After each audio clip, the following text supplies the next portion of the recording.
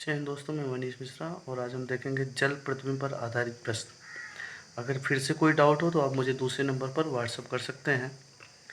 अच्छा, जल हो या दर्पण, उसकी खास बात यह होती है हम जल को जो पार्ट नज़दीक दिखाते हैं वो भी उसका प्रतिबिंब हमें नज़दीक दिखाता है, और हम जल से जो पार्ट दूर रखते हैं उसका भी प्रतिबिंब जल से दूर बनता है। अगर घड़ी में 8:20 हो रहा हो और हम इसे जल में देखना चाहें तो कुछ ऐसा दिखेगा, क्योंकि इस जल से जो पार्ट नज़दीक है यानी जो सुई नज़दीक है वो इस जल के नज़दीक दिखेगा, और मिनट वाली सुई जितनी भी दूर है उसका प्रतिबिंब उतना ही दूर दिखेगा। तो अगर हम केवल इस टाइम को कंसीडर करें और वोटिंग करें कि ज़रा बताइए इस जल प्रतिबिंब में कितना बज रहा है, तो 30% लोग बोलेंगे कि सर हमें तो 9:10 की तरह दिख रहा है, क्योंकि 9:10 भी कुछ ऐसा ही बजता है। और 70% लोग बोलेंगे सर हमें 10:10 की तरह दिख रहा है। ऐसा दो आंसर क्यों आए? दो आंसर आने का रीज़न ये है कि जल में कभी भी हम खुद को देखें या घड़ी को देखें तो टेढ़ा मेढ़ा दिखाई देता है।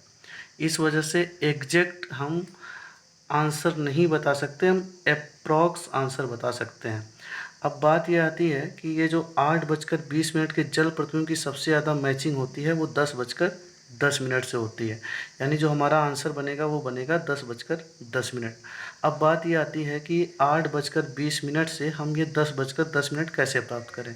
तो हमें कुछ नहीं करना, हमें कभी भी अगर जल प्रतिबिंब बताना है तो हमें 18:30 से दिए गए समय को घटा देना है। लाइक 8:20, 30:20, 18:30 से अगर 8:20 हम घटाएं तो 30 मिनट से 20 मिनट घटने के बाद 10 मिनट, और 18 घंटे से 8 घंटे जाने के बाद 10 घंटे, यानी 10:10।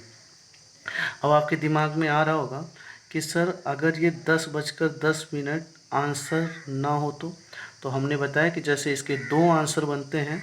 अगर आंसर 10:10 नहीं है तो हमें एक कम करके यानी 9:10 आंसर होगा।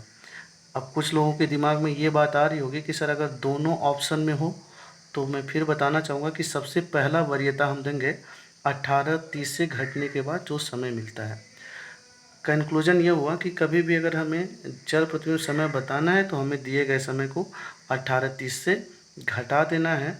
अगर ये घटाने के बाद जो मान हमें प्राप्त होता है अगर वो आंसर में नहीं है तो हमें एक और कम करके आंसर देना है। निष्कर्ष है, जल प्रतिबिंब समय कभी बताना है तो 18:30 से हमें समय को घटा देना है। अच्छा, यहाँ पे दो पॉसिबिलिटी है कि हो सकता है इस मिनट का मान 30 मिनट से ज़्यादा हो। तो अगर 30 मिनट से ज़्यादा हो तो हम इस 18:30 को 17:90 भी लिख सकते हैं, क्योंकि 1 घंटे यहाँ आने के बाद 1 घंटे यानी 60 मिनट आने के बाद 60, 30, 90 मिनट हो जाएगा और ये 17 घंटे बचेंगे। यानी कभी भी हमें जल प्रतिबिंब समय बताना है तो हमें 18:30 या 17:90 से उस मान को घटा देना है। 18:30 से कब घटाना है? जब मिनट का मान 30 या 30 से छोटा हो, और 17:90 से कब घटाना है? जब मिनट का मान 30 से बड़ा हो। सपोज घड़ी में 8:20 बज रहे हैं तो जल में कितना बजेगा? तो हमें 18:30 से 8:20 घटाने के बाद मिलेगा 10:10।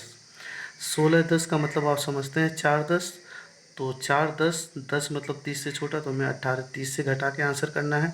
22:40 का मतलब आप समझ चुके हैं 10:40, तो हमें क्या करना है? अब ये 40 30 से बड़ा है, इस वजह से इस बार हम 18:30 नहीं 17:90 से घटाएंगे, और 17:90 से अगर हम इस बात को घटाएं 10:40 को तो हमें 7:50 मिलेगा।